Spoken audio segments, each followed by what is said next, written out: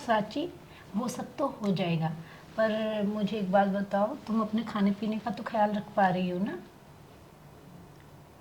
हाँ दीदी, मतलब कुछ खास नहीं, जैसे भी है पहले बच्चे का खिला देते हैं, फिर जो भी बच खुच जाता है वो लोग वो मुझे खाते हैं। पता था ऐसी स्थिति में यही होता है, तो खाना पीना सबसे पहले छूट जाता है ढंग से।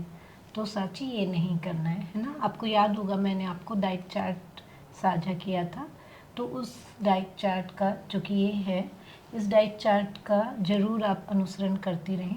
मैं ये नहीं कह रही हूँ कि बाहर से कोई महंगी चीज़ें लानी है, मैंने पिछली बार भी आपको बोला जी था, जी जी। या फिर आपको कुछ खास चीज़ें लाकर खानी है। घर में जो चीज़ें मौजूद हैं, जो आमतौर पे रहती हैं, उन्हीं को समय से और उसमें अलग अलग ढंग से कैसे आप अच्छा खाना बना के खा सकते हैं, यही एक ज़रूरी चीज़ है।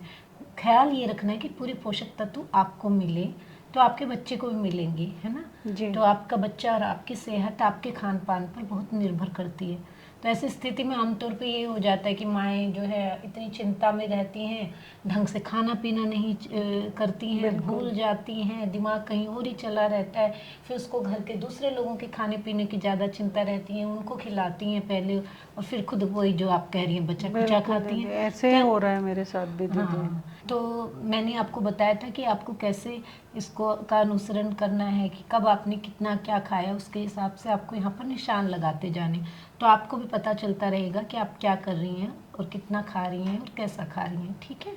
ठीक है दीदी, मैं कोशिश करूँगी करने की दीदी उसको।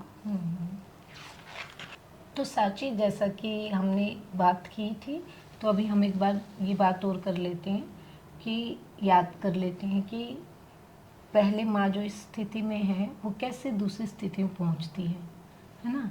तो जैसे आप तनाव की स्थिति में हैं, तो इस स्थिति से बदल के कैसे दूसरी स्थिति में पहुँचना है, इस पर हमने बात की है। जी ठीक है, तो जी। अभी आप मुझे बताइए, मैंने आपको क्या बताया, आप इसके लिए क्या कुछ करेंगी? परिवार वालों का सहयोग लेना है दीदी, और विशेषतः अपने पति से बात करनी है कि किस तरह से हम चीज़ों को कर सकते हैं, संभाल सकते हैं, वातावरण को संभाल सकते हैं। और उसके अलावा मुझे अपने खान पान के बारे में बताया है दीदी कि अपने खान पान पर भी विशेष ख्याल रखना है। आपने मुझे एक चार्ट भी दिया जिसका अनुसरण करने के लिए आपने मुझे बोला है, तो वो भी मुझे आपने बोला करने के लिए।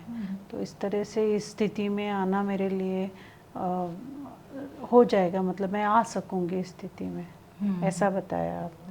ठीक है, तो आपने बिल्कुल अच्छे से, आपको ध्यान है आपको क्या कुछ करना है, जी तो आप इसका अनुसरण जरूर कीजिएगा। जी। और फिर मैं आती हूँ और पता करती हूँ कि आपका भी कैसा चल रहा है, हम जी बात करेंगे। ठीक है? बिल्कुल दीदी, तो बिल्कुल। ठीक है।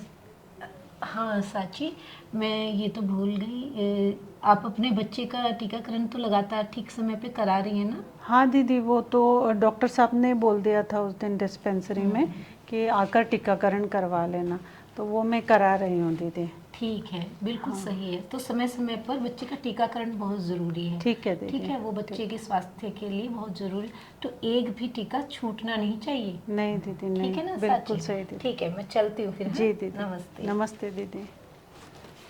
सबसे पहले अभिवादन करने के बारे में जाना, इसके बाद पिछले सत्र के बारे में संक्षेप में बातचीत करते हुए नए सत्र के बारे में शुरुआत करना सीखा।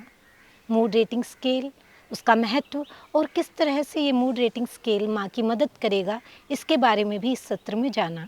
डाइट चार्ट और टीकाकरण के महत्व के बारे में भी इस सत्र में हमने सीखा।